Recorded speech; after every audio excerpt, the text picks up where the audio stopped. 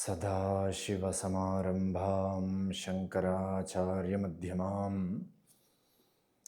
अस्मदाचार्यपर्यन्तां वन्दे गुरुपरम्पराम्। सकलनिगमगीतां ब्रह्मविद्यां विशुद्धां निजगुरुरमणेष्टां शङ्कराचार्यकुष्टां ददति करुणया ये प्रौढगम्भीरवाचा रमणचरणतीर्थान् देशिकान् तान् नमामः। हृदयकुहरमध्ये केवलं ब्रह्ममात्रं हि अहमहमिति साक्षादात्मरूपेण भाति। हृदि विषमनसा स्वं चिन्वदा मज्जदा वा पवनचलनरोधादात्मनिष्ठो भवत्वम्। श्रुतिस्मृतिपुराणानाम् आलयं करुणालयं नमामि भगवत्पादं शङ्करं लोकशङ्करं। शङ्करं शङ्कराचार्यं केशवं बादरायणं सूत्रभाष्यकृतं वन्दे भगवन्तौ पुनः पुनः। हरिः ओम्। न माता पिता वा न देवा न लोका न वेदा न यज्ञा न तीर्थं ब्रुवन्ति। सुषुप्तौ निरस्तातिशून्यात्मकत्वात् तदेको वशिष्ठः शिवः केवलोऽहम्। നിർവാണദശകം 3 ശ്ലോകം നമ്മൾ വിചാരം ചെയ്തു. അതിൽ ന മാതാ പിതാവാ ന ദേവാ ന ലോക ന വേദാ ന യജ്ഞാ ന തീർത്ഥം ബ്രുവന്തി. ആദ്യം നിഷേധാത്മകമായിട്ട് തൻ്റെ ശരീരത്തിൽ ആരോപിക്കപ്പെടുന്ന ചില സംബോധനകൾ, മാതാ പിതാ ദേവൻ ഒക്കെയും ഓരോരോ ശരീരത്തിൽ ഉദിച്ച് മറയണ നാമരൂപങ്ങൾ. ആ നാമരൂപങ്ങളെ വിചാരം ചെയ്തു നോക്കിയാൽ ആ നാമരൂപങ്ങളൊന്നും ഞാനല്ല. കാരണം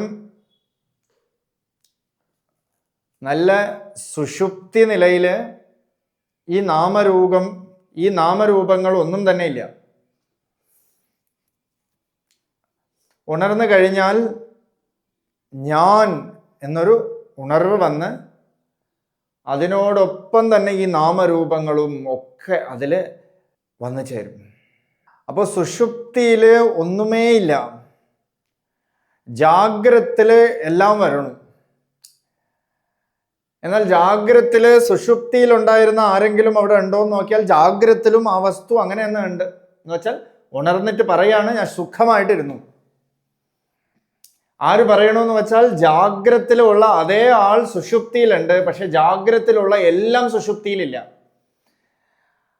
അപ്പൊ ഇല്ലാതിരിക്കണ വസ്തുവിനെ അങ്ങോട്ട് എടുത്തു മാറ്റിയാൽ അവിടെ ശൂന്യം എന്ന് പറയാൻ സാധ്യമല്ല. കാരണം ഉണ്ടായിരുന്നൊരു പൊരുൾ ഈ ജാഗ്രതത്തിലുണ്ട്. എല്ലാം ഇല്ലാതായപ്പോഴും ഒരു പൊരുൾ അവിടെ അനുഭവവേദ്യമായിട്ടിരുന്നു. അതുകൊണ്ട് അവിടെ ശൂന്യമേ അല്ല. ഇവിടെ ബുദ്ധവാദത്തിനെ കംപ്ലീറ്റ്ലി ശങ്കരാചാര്യ ഇസ് റിജക്റ്റിംഗ്. ബുദ്ധവാദത്തിനെ മുഴുവനായിട്ട് അങ്ങോട്ട് തള്ളിക്കളയാണ്. കാരണം അവരുടെ വാദം ശൂന്യവാദം. അവിടെ ശൂന്യമല്ല, അവിടെ എന്തുണ്ട്? കേവല ബോധമായിട്ടൊരു വസ്തു. ആത്മകത്വാത് എല്ലാത്തിനെയും ഇല്ലാതാക്കി കഴിഞ്ഞപ്പോഴും ഒരു പൊരുൾ അവിടെ മാറാതെ നിന്നു. അത് ഏതാണെന്ന് വെച്ചാൽ തദേകോവശിഷ്ട ശിവ കേവലോഹം. ആ മംഗളമായ ഒരു പൊരുൾ ഏതാണോ അതാണ് ഞാൻ. അപ്പൊ ശരീരം ഒരു തോട്ടാണ്. കാരണം ശരീരം എന്നുള്ളൊരു ഭാവം സുഷുപ്തിയിലില്ല. മനസ്സ് തോട്ടാണ്. മനസ്സെന്നൊരു ഭാവം സുഷുപ്തിയിലില്ല. അപ്പോൾ ശരീരം ഞാനല്ല, അത് ആദ്യത്തെ ശ്ലോകത്തിൽ തന്നെ ശങ്കരാചാര്യർ കൃത്യമായിട്ട് പറഞ്ഞു. ഈ ശരീരം ഞാനാണെന്ന് കരുതുമ്പോഴാണ് അതിൽ ആരോപിക്കപ്പെട്ടിരിക്കുന്ന വർണ്ണവും വർണ്ണാശ്രമവും ജനിച്ച സ്ഥലവും ഇല്ലേ, ജനിച്ചിട്ടേ ഇല്ല. ജനിച്ചവർക്കൊക്കെ കുലം ഉണ്ടാവും, ഇന്ന കുലത്തിൽ ജനിച്ചു എന്ന് പറയേണ്ടി വരും. പക്ഷെ ഞാൻ ജനിച്ച പൊരുളെ അല്ല, അതുകൊണ്ട് എനിക്ക് കുലമില്ല. പക്ഷേ ഞാൻ ഈ ശരീരം എന്ന് കരുതണവർക്ക് അതിൻ്റെ മേലെ ഒരു അധ്യാസമുണ്ട്. ഞാൻ ഇന്ന വർണ്ണത്തിൽ ജനിച്ചു, ഇന്ന ആള് എന്നൊക്കെ പറയും. അതേ എനിക്ക് ആ വർണ്ണാശ്രമത്തിൻ്റെ അതൊക്കെ ഒന്ന് അങ്ങനെ കഴിഞ്ഞാലും ഞാൻ മാതാവാണ്, ഞാൻ പിതാവാണ്, ഞാൻ ദേവനാണ്, ഞാൻ യക്ഷനാണ്, ഞാൻ കിന്നരനാണ്, ഇന്നൊരു ഭാവം. അതും ഒരു വേഷമാണ്. ആ വേഷത്തിനെയും അങ്ങനെ അഴിച്ചു വെച്ചാൽ മറ്റത് ഏതൊരു പൊരുളാണോ തിളങ്ങണത് അതങ്ങനെ തന്നെ ഉണ്ട്. സ്കൂളിൽ നമ്മൾ പോയാൽ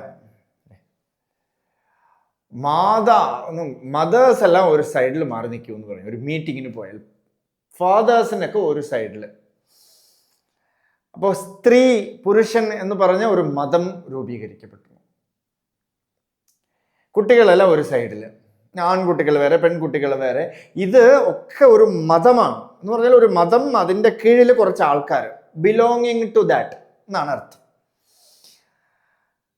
അപ്പോൾ ഓരോ ആരോപിതമായിട്ടുള്ള പേരുകൊണ്ട് നമ്മൾ ഓരോ മതത്തിലായി പോകുന്നു അല്ലേ. ചിലര് ഒരു പേര് അല്ലെങ്കിൽ ഒരു കുലത്തിൽ ജനിച്ചു, അതുകൊണ്ട് അവൻ ഇന്ന മതം, അവൻ ആചരിക്കുന്നത് ഇന്ന ദേവത, ഇന്ന മതം.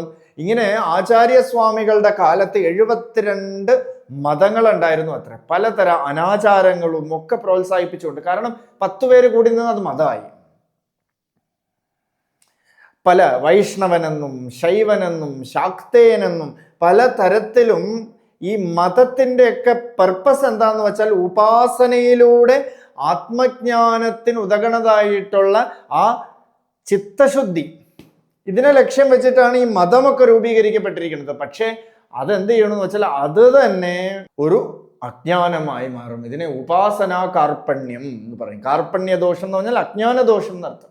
ഉപാസന, ഇന്ന ഉപാസനക്കാരെല്ലാം ഒരു section, that section itself is അധ്യാസം. അതാണ് മതം, ദാറ്റ് ഈസ് റിലീജിയൻ നമ്മൾ പറയുന്നത്. മതം എന്ന് പറഞ്ഞാൽ ഒരു ചുറ്റുപാട്, ഒരു നമ്മൾ ഏതോ ഒന്നിൽ കണക്റ്റഡ് ആയി ഏതോ ഒന്നിൻ്റെ ഉള്ളിൽ പെട്ടുപോയി എന്നർത്ഥം. ഇതിനെയാണ് മതം എന്ന് പറയണത്. അപ്പൊ ഇത് 72 തരത്തിൽ മതം ഉണ്ടായിരുന്നു. അതില് അനാചാരമായിട്ട് ജനങ്ങൾക്ക് ദോഷമില്ലാത്ത പല ആചാരങ്ങളെയും ശങ്കരാചാര്യർ ഡിഫീറ്റഡ്. ശങ്കരാചാര്യർ എടുത്തങ്ങോട്ട് കളഞ്ഞു. തർക്കത്തിലൂടെയും അല്ലാതെയും ഒക്കെ എടുത്തങ്ങോട്ട് മാറ്റി. ഏതൊക്കെയാണോ മനുഷ്യരാശിക്ക് ഗുണം, അത്തരത്തിലുള്ള മതത്തെ മാത്രം മിച്ചം വെച്ചിട്ട് ബാക്കിയുള്ള മതത്തെ മുഴുവൻ അങ്ങോട്ട് തള്ളിക്കളഞ്ഞു. നാമാവിശേഷമാണ് അതൊക്കെ. അപ്പൊ അതുകൊണ്ട് ഈ നാമരൂപത്തിൽ ആരോപിക്കപ്പെടുന്നതായിട്ടുള്ള മതങ്ങളുണ്ടല്ലോ, ആ മതവും ഞാനൊന്നും അല്ല. അതാണ് അടുത്ത ശ്ലോകത്തില് ആചാര്യസ്വാമി പറയണത്. ന സാഖ്യം ന ശൈവം ന തത്പാഞ്ചരാത്രം ന ജൈനം ന മീമാംസകാദേർമതം വാ വിശിഷ്ടാനുഭൂത്യാ വിശുദ്ധാത്മകത്വാത് തദേകോ വശിഷ്ട ശിവകേവലോഹം. ന സാഖ്യം ന ശൈവം ന തത് പാഞ്ചരാത്രം ന ജൈനം ന മീമാംസകാദേർമതം വാ. മതത്തിനൊന്നും ഇന്നൊന്നും കുറവൊന്നുമില്ല. ഇപ്പൊ വെജിറ്റേറിയൻ ഈറ്റേഴ്സ് അല്ലെ, വെജ് ഈറ്റേഴ്സ് വന്നാൽ ആ വെജ് ഈറ്റേഴ്സ് ഒരു മതമായി മാറി. കാരണം അവർക്ക് എന്താ മതത്തിന്റെ ഒരു ലക്ഷണം എന്ന് പറഞ്ഞാൽ താൻ എവിടെ ഇരിക്കണോ അതിനൊരു പ്രസക്തി, മറ്റതിനെയൊക്കെ പ്രസക്തി ഇല്ല എന്നർത്ഥം. എന്നുവെച്ചാൽ മറ്റതൊന്നും ശരിയില്ല എന്നർത്ഥം. അതുകൊണ്ട് ഹിന്ദു മതം എന്നൊക്കെ നമ്മൾ പറയുന്നുണ്ടല്ലോ, ഹിന്ദു ഒരു ധർമ്മമാണ്, സനാതന ധർമ്മമാണ്. We all are accepting everything, but we are trying to put Hindu as a മതം. ഒരു മതമായിട്ട് നമ്മൾ ട്രൈ ചെയ്യണു, എന്നിട്ട് മറ്റുള്ളവരൊക്കെ എതിർക്കാൻ നോക്കണം. കാരണം മറ്റു മതത്തിൻ്റെയൊക്കെ ലക്ഷ്യം എന്താണെന്ന് വെച്ചാൽ വേറെ മതങ്ങളൊക്കെ എതിർക്കാൻ വേണ്ടിയിട്ടാണ്. സനാതന ധർമ്മത്തെ എതിർക്കാനും. തന്നിൽ നിന്ന് അന്യമായിട്ട് വേറൊരു മതമുണ്ടോ അവിടെ എന്ത് വരും? അവിടെ ഫൈറ്റിംഗ് വരും. ഹിന്ദു ധർമ്മത്തിനെ സംബന്ധിച്ചിടത്തോളം ഹിന്ദു ധർമ്മമൊന്നുമില്ല. അതൊക്കെ പാശ്ചാത്യരിട്ട പേരാണ്. സിന്ധു നദീ തീരത്തിൽ വസിക്കണവരെ സൈന്ധവർകൾ എന്ന് പറയണം, സൈന്ധവർമാർ എന്ന് പറയണുണ്ട്. അതിന് ചില മൊഴിയിലുള്ളവർക്ക് അവർക്ക് പ്രൊണൗൺസിയേഷൻ ബുദ്ധിമുട്ട് അല്ലേ, ചിലതൊക്കെ പ്രൊണൗൺസ് ചെയ്യണത് തെറ്റായിരിക്കും.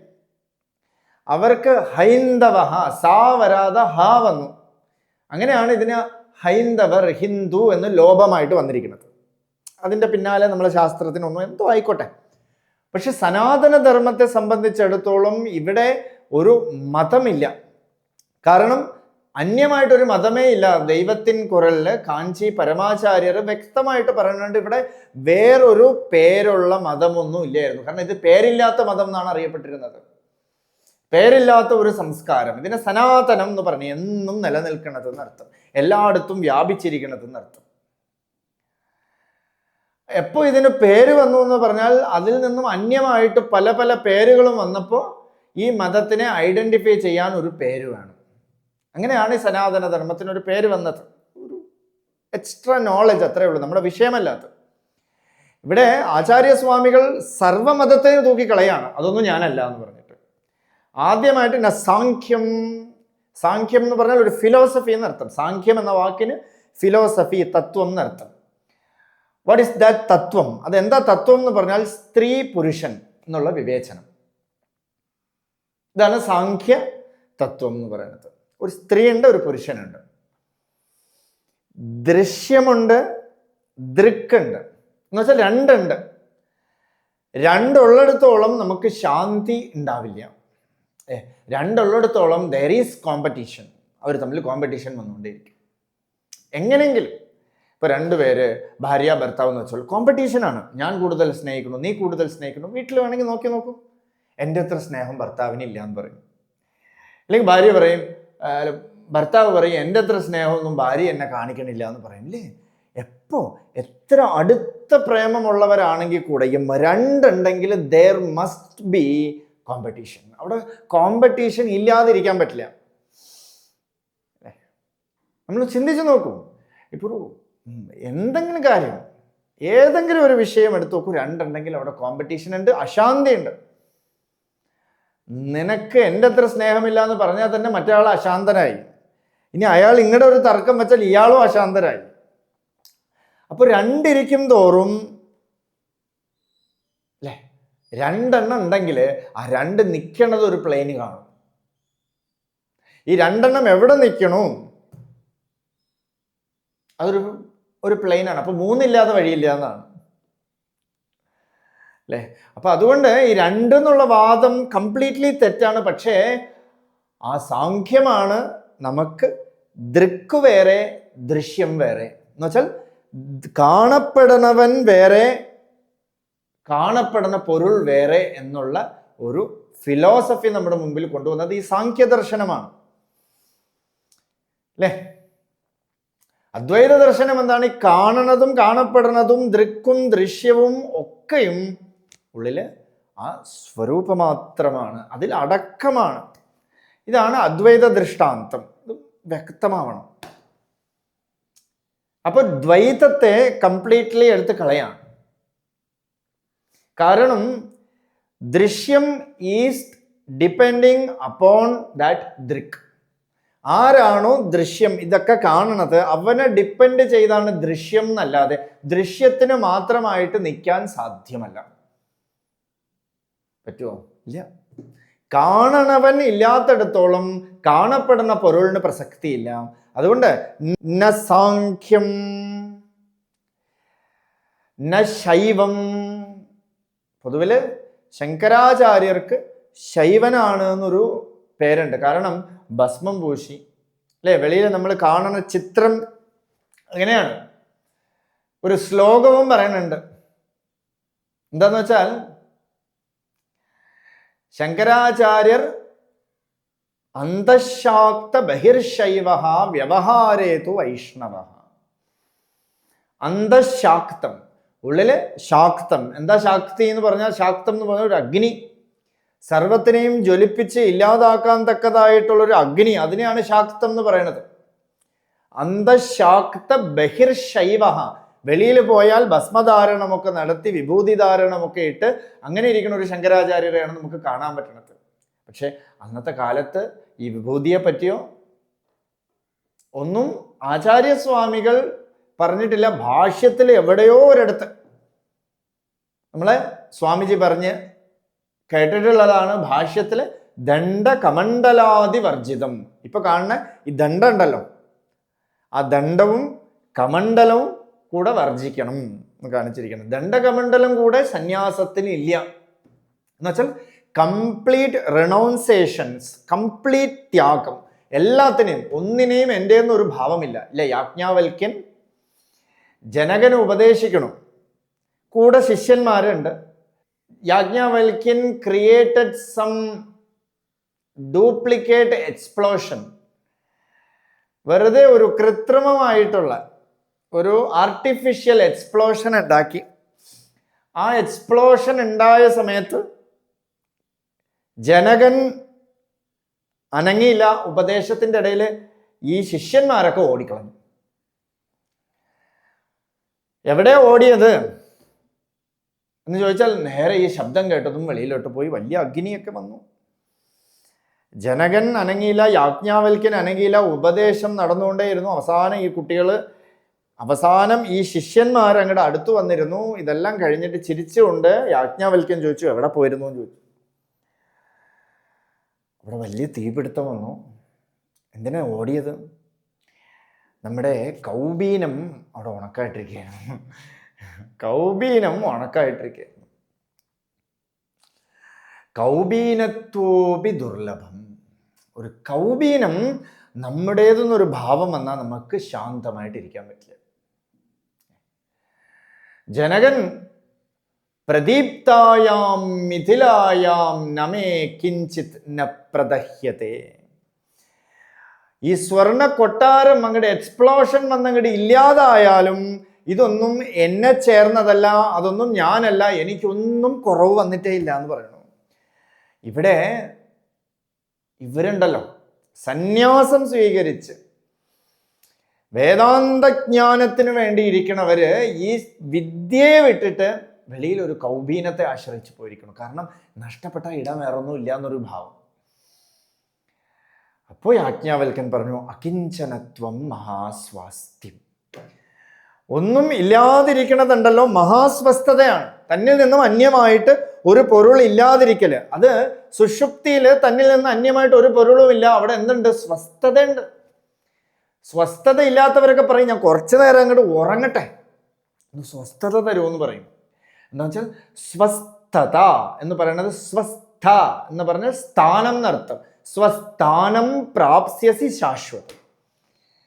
ഒരുത്തന് ശാശ്വതമായ ഒരു സ്ഥാനം ഏതാന്ന് വെച്ചാൽ സ്വസ്ഥാനം. ഹൃസ്ഥലേ മനസ്വസ്ഥത എന്ന് രമണ മഹർഷി. ഹൃദയസ്ഥാനത്ത് ദ സെന്റർ, ആ സെന്ററിലെ മനസ്സ് സ്വസ്ഥമായിട്ടിരിക്കണം. അപ്പൊ എന്തിനാ ഇത് പറഞ്ഞു വന്നതെന്ന് പറഞ്ഞാൽ, വ്യവഹാരേതു വൈഷ്ണവ ബഹിശൈവം. വെളിയിൽ ശൈവനെ പോലെ ഇരിക്കണോ, വ്യവഹാരത്തിൽ വൈഷ്ണവൻ. കാരണം ഇവിടെ ശിവൻ വേറ്റിത്തിരിവില്ല. ശിവനെ പറഞ്ഞിരിക്കുന്നത് ആനന്ദ സ്ഫുരത് അനുഭവാഭ്യാം എന്ന് ശിവാനന്ദ ലഹരിയിൽ. ശിവം എന്ന വാക്കിന് മംഗളം എന്നർത്ഥം. ആ മംഗളം എന്ന അർത്ഥത്തിന് ആത്മാന്ന് തന്നെ അർത്ഥം വെച്ചിട്ടാണ് ശിവ പദത്തിന് വേദത്തിൽ വ്യാഖ്യാനം നടത്തിയിരിക്കുന്നത്. അതേ സമയത്ത് വിഷ്ണുവിനെ പലയിടത്തും പ്രതിപാദിച്ചിരിക്കുന്നത് തത് വിഷ്ണോഹോ പരമം പദം, പരമമായിട്ടുള്ളൊരു പദമാണ്. അതുകൊണ്ട് ആചാര്യസ്വാമികൾ ശൈവനാണ് എന്ന് പലർക്കും ഒരു തോന്നലുണ്ടാവും. അതിനെ അപ്പാടെ അങ്ങോട്ട് ഇല്ലാതാക്കിയാണ് ന ശൈവം ന തത് പാഞ്ചരാത്രം. പാഞ്ചരാത്രം എന്ന് പറയണത് അതൊരു വൈഷ്ണവ അംശമുള്ളത്. വൈഷ്ണവം എന്നുള്ള വിഷ്ണു സംബന്ധമായിട്ട് ബന്ധപ്പെട്ട് ഒരു മതം രൂപീകരിക്കപ്പെട്ടു അല്ലേ. ഇന്ന് നമുക്ക് കാണാം പലരും. എന്ന് വെച്ചാൽ അവരുടെ തീരുമാനം എന്താന്ന് വെച്ചാൽ അവരൊഴിച്ച് വേറൊരു മതമേ ഇല്ല, വേറൊരു ദൈവമേ ഇല്ല. ഇപ്പൊ ഈ ഇസ്കോണൊക്കെ നമുക്ക് കാണാം. ഒന്നിനെ നമ്മൾ അടിച്ച് ആക്ഷേപിക്കണതൊന്നും അല്ല, കാരണം അതിന് ആളൊന്നും അല്ല നമ്മൾ. പക്ഷേ ഒരു വസ്തുവിനെ തനിക്ക് ഇഷ്ടമാണെങ്കിലും മറ്റു വസ്തുക്കളൊന്നും പോരാ, അത് കൊള്ളില്ല എന്ന് പറയുന്നത് ശരിയില്ല. അതിനെ ആരാധിക്കരുതെന്ന് പറയുന്നത് ശരിയല്ല. ഇവിടെ നമ്മുടെ സനാതനധർമ്മം മണ്ണിനെയും കല്ലിനെയും മരത്തിനെയും വ്യക്തികളെയും ഗുരുക്കന്മാരെയും സ്ത്രീയെയും പുരുഷനെയും ഒക്കെ ആരാധിക്കണ, മൃഗങ്ങളെയൊക്കെ ആരാധിക്കുന്ന ഒരു സംസ്കാരമാണ്. ഇവിടെ ഒന്നിനോടും ഒരു വേറ്റിത്തിരിവില്ല. അഥവാ ഒന്നിനെ നിഷേധിക്കണമെങ്കിൽ he have to reject everything. ത്യാഗേനൈകേ അമൃതത്വമാനശു, അല്ലെങ്കിൽ അധ്യാരോപം. ഒന്നിനെ നിഷേധിക്കാതിരിക്കാം. ഭഗവാൻ രമണ മഹർഷിയുടെ സന്നിധി അങ്ങനെയാണ്. ഒന്നിനോടും ഒരു നിഷേധവുമില്ല. ആരുടെ ഉത്തരത്തിനോ ആരുടെ ക്വസ്റ്റ്യനോ ഒരു നിഷേധവും കൊടുത്തിട്ടില്ല. ഒന്നിനെ നിഷേധാത്മകമായിട്ട് പ്രതികരിച്ചിട്ടുമില്ല. എല്ലാത്തിനെയും ഹി വിൽ അക്സെപ്റ്റ്, സ്വീകരിക്കുക, എല്ലാത്തിനെയും അക്സെപ്റ്റ് ചെയ്യാം. ദാറ്റ് ഈസ് സനാതനം. നമ്മുടെ സനാതനധർമ്മം അങ്ങനെയാണ്. എത്ര മതം വന്നാലും സ്വാമി വിവേകാനന്ദൻ സദസ്സിലിരിക്കവേ ഒരു വെള്ളക്കാരൻ പ്രസംഗിക്കുകയാണ്. മതത്തിനെ കുറിച്ച് ഒക്കെ നെഗറ്റീവ് ഇമ്പാക്റ്റ് കൊടുത്തിട്ടൊക്കെ പ്രസംഗിക്കണം. ഇതൊക്കെ തെറ്റാണെന്നൊക്കെ പറഞ്ഞിട്ട് പ്രസംഗിക്കുമ്പോൾ സ്വാമി വിവേകാനന്ദൻ അയാളുടെ അടുത്ത് പറയും, you come to India, you will get followers. നീ ഇന്ത്യയിലോട്ട് വരുമോ, നിനക്ക് ഫോളോവേഴ്സ് ഉണ്ടാവും. കാരണം ഒന്നിലും പെടാത്ത കുറച്ചു പേരെങ്കിലും ഇന്ത്യയിൽ കാണാൻ പറ്റും. ഒരു മതത്തിലും പെടാത്ത കുറച്ചു പേരുണ്ട്. അവർ ഏത് കിട്ടും എന്ന് വിചാരിച്ചിരിക്കുകയാണ്. അപ്പോ ശൈവം അല്ല, വൈഷ്ണവം അല്ല. ഇതെല്ലാം എന്ത് ചെയ്യണു? നമ്മൾ ഒരു മതത്തിലായാൽ മറ്റൊന്നിനെ എതിർക്കാൻ നമ്മൾ പ്രേരിക്കപ്പെടുന്നു. എന്ന് വെച്ചാൽ നമ്മൾ ഒന്നിൻ്റെ നല്ലതിനെ സ്വീകരിച്ചായിരിക്കും നമ്മൾ ഒന്നിലേക്ക് അടുക്കണത്. പക്ഷേ അതിൻ്റെ ചീത്ത സ്വഭാവം ഉണ്ടല്ലോ. ഇപ്പോൾ ഒരു മതത്തിൽ നല്ലതുണ്ടായിരിക്കും, അല്ലെങ്കിൽ ഒരു പാർട്ടി, അല്ലെങ്കിൽ ഒരു കൂട്ടം തന്നെ ഇരിക്കട്ടെ, അതിന് അതിൻ്റെതായ നന്മ ഉണ്ടായിരിക്കും. ഈ നന്മ കണ്ടിട്ടായിരിക്കും we will go to that, അല്ലേ? നമ്മൾ അതിൽ ആകർഷിക്കപ്പെടുന്നതും നമ്മൾ പോണതും ഈ നന്മ കണ്ടിട്ടായിരിക്കും. പക്ഷെ വാസ്തവത്തിൽ ആ നന്മയോടൊപ്പം ഉള്ള ദോഷമുണ്ടല്ലോ, അത് നമ്മുടെ കൂടെ ഒട്ടിപ്പിടിക്കും. ഇതൊരു അധ്യാസമാണ്. ഏതൊരു നന്മ നമ്മൾ നോക്കിപ്പോയാലും demerits will get attached with that. അതുമായിട്ട് അറ്റാച്ച്ഡ് ആവും ആ ഡീമെറിറ്റ്സും. കാരണം നന്മയെ കാണില്ല, അവർ തിന്മയെ കണ്ടുകൊണ്ടിരിക്കും. കാരണം വെളിയിലുള്ളവനും അതുപോലെയാണ്. അപ്പോൾ ഈ മതങ്ങളൊന്നും ഞാനല്ല. ജൈനം, ജൈന ഫിലോസഫി അത് നമ്മൾ പഠിക്കേണ്ടതാണ്. പഠിക്കേണ്ടതെന്ന് പറഞ്ഞാൽ പഠിക്കണ ആൾക്ക് പിന്നെ തലയ്ക്ക് വെളിവുണ്ടാവില്ല. കാരണം അവര് ഒന്നിനെയും ഉണ്ടെന്നും പറയണില്ല, ഒന്നിനെയും ഇല്ലെന്നും പറയണില്ല. Their principle is they are not at all rejecting and they are not at all accepting also. ഇത് രണ്ടിൻ്റെ ഇടയിൽ ആണെങ്കിൽ ആണ്, ഇല്ലെങ്കിൽ ഇല്ല. ഈ ഒരു നിലപാട് വച്ചിരിക്കണ ജൈനം. ഇപ്പം ജൈനത്തിന് തന്നെ നമ്മൾ നോക്കിയാൽ ഇന്ന് വേദം പറയണ പലതരത്തിലുള്ള ഭക്ഷണക്രമങ്ങളും ജൈനമാണ് ഫോളോയിങ് ചെയ്യണത്. നമ്മളിപ്പോൾ വെജിറ്റേറിയൻ എന്ന് പറഞ്ഞ് കഴിക്കേണ്ടതും പലതും വെജിറ്റേറിയൻ ഒന്നും പെട്ടതല്ല, അല്ലേ? അതിൽ തമോ ഗുണപ്രധാനമായിട്ടുള്ളതും സത്വികമല്ലാത്തതായിട്ടുള്ളതുമായിട്ടുള്ള ഭക്ഷണങ്ങളൊക്കെ ഉണ്ട്. വേദം പലതരത്തിലുള്ള ഭക്ഷണങ്ങളെ നമുക്ക് വിധിച്ചിട്ടുണ്ട്. നമുക്ക് വേദം എന്ന് പറയുന്നത് ഒരു വലിയൊരു എൻസൈക്ലോപീഡിയ ആണ്. നമ്മുടെ ജീവചര്യ എങ്ങനെ ഇരിക്കണം എന്നൊക്കെ വേദം കൃത്യമായിട്ട് പറയുന്നുണ്ട്. ഒരു ശരീരം എങ്ങനെ വച്ചിരിക്കണം, ഭക്ഷണം എന്തൊക്കെ കഴിക്കണം, ഏതു വെള്ളം കുടിക്കണം. ഇല്ല, പ്രാണൻ ഇരിക്കണം, വെള്ളം കുടിച്ചില്ലെങ്കിൽ ബുദ്ധിമുട്ടാണ്. ഈ പ്രാണന്റെ ശക്തി ഈ ജലത്തിലാണ് ഇരിക്കണത്. അത്ര ഈ ജലം എത്ര നേരം വേലിയിടാണെന്ന് ചോദിച്ചാൽ 24 മണിക്കൂർ കഴിഞ്ഞാൽ ജലം അശുദ്ധമായി, പ്രാണൻ പോയി. അതിൽ നമ്മൾ ബോട്ടിലായിട്ട് വാങ്ങിച്ചു വെക്കണമല്ലേ. ഒരു കേസ് വാങ്ങിച്ചാൽ 24th ബോട്ടിൽ 24th ഡേ എടുക്കും. 24ാമത്തെ ബോട്ടിൽ 24ാമത്തെ ദിവസം എടുക്കണം. നോക്കൂ എന്തുമാത്രം പ്രാണശക്തി ബോട്ടിലൈസ്ഡ് ആക്കിയിട്ടാണ് ഇരിക്കണത്. ഇപ്പൊ ഗംഗാക്കരയിലൊക്കെ പോയി ഗംഗയെ ബോട്ടിലാക്കി കറക്കലാണ് പരിപാടി. അപ്പോ ഭക്ഷണം, എങ്ങനത്തെ ഭക്ഷണം കഴിക്കണം? സാത്വികമായിട്ടുള്ള ഭക്ഷണം. 3 മണിക്കൂർ കഴിഞ്ഞ ഭക്ഷണം കഴിക്കാൻ പാടില്ല എന്നാണ്, അമേദ്യമാണ്. നമ്മൾ 3 മണിക്കൂർ കഴിഞ്ഞ ഭക്ഷണം അമേദ്യമാണ്. നമുക്ക് 3 മണിക്കൂർ എന്താ, ഒരു ഫ്രിഡ്ജ് എന്ന് പറഞ്ഞൊരു മോർച്ചറി വാങ്ങിച്ചു വെച്ചിട്ടുണ്ട്. 10 വർഷമായ മലക്കറി അതിനകത്ത് കാണും. അതിനെന്ത് പാചകം ചെയ്തു വച്ചിരിക്കും. പാചകം ചെയ്തേ വീട്ടിൽ പോയിട്ട് ഇന്ന് സാമ്പാർ വേണമെന്ന് പറഞ്ഞാൽ മിനിറ്റ് കൈ വെള്ളിയിൽ സാമ്പാർ റെഡി, 5 മിനിറ്റ് കൊണ്ട്. കാരണം ഒന്ന് ചൂടാക്കിയാൽ മതി. വിഷാണത്, പ്രാണനില്ലായിരിക്കും. അതിൽ തമോ ഗുണപ്രധാനമാണ്. അപ്പോൾ ഒരു നല്ല ഭക്ഷണക്രമം, ഒരു നല്ല ഒരു വ്രതാനുഷ്ഠാനം ഒക്കെയും ഇപ്പം ചാതുർമാസ്യം, ഈ ചാതുർമാസ്യം ഒക്കെ കൃത്യമായിട്ട് ചൗമാസം എന്ന് പറഞ്ഞ് ജൈനർ ആചരിക്കുന്നുണ്ട് കൃത്യമായിട്ട്. എന്ന് വെച്ചാൽ ഓരോ പ്രാണികൾക്കും ദോഷം വരരുത് എന്നുള്ള ഭാവത്തിൽ നമ്മൾ പ്രാണിയെ കഴിക്കണം. പ്രാണികളെ നമ്മളെ കണ്ട പ്രാണികൾ പ്രാക്കാണ്. കാരണം എന്തൊക്കെയാ കഴിക്കണത്, ഒരറുതിയില്ല. അതിന് നമ്മൾ ഏതെങ്കിലുമൊക്കെ ഗ്രന്ഥത്തിനെ എടുത്തു വെച്ചിട്ട് നമ്മൾ ഡിഫീറ്റ് ചെയ്യാൻ നോക്കും. രാമായണത്തിൽ അങ്ങനെ രാമൻ കഴിച്ചു, ഇന്നവർ കഴിച്ചു, ഇന്ന ആള് കഴിച്ചു എന്നാൽ എല്ലാ പ്രവൃത്തിയും ചെയ്യാൻ പറ്റും. രാമൻ ചെയ്യണ എല്ലാ പ്രവൃത്തിയും അവന് പറ്റുമില്ല. അപ്പൊ ഇതൊരു സ്കിപ്പ്.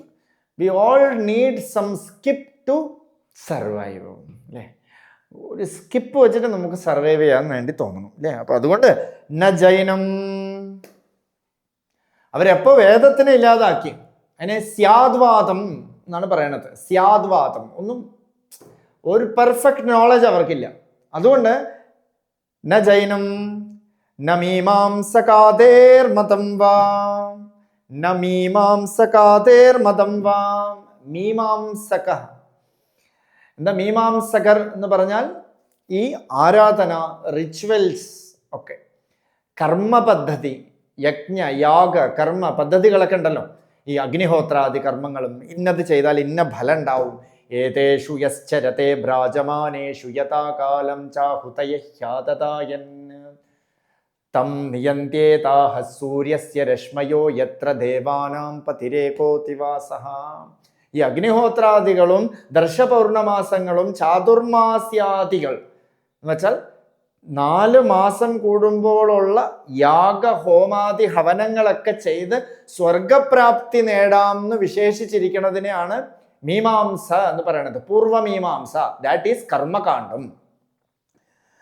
ആ പൂർവമീമാംസ കർമ്മ സംബന്ധമായിട്ട് കർമ്മത്തിലൂടെ ഫലം നേടാമെന്ന് വിചാരിച്ചിരിക്കുന്ന പലരുണ്ടല്ലോ. ആ കർമ്മടന്മാരായിട്ടുള്ളതും ഞാനല്ല.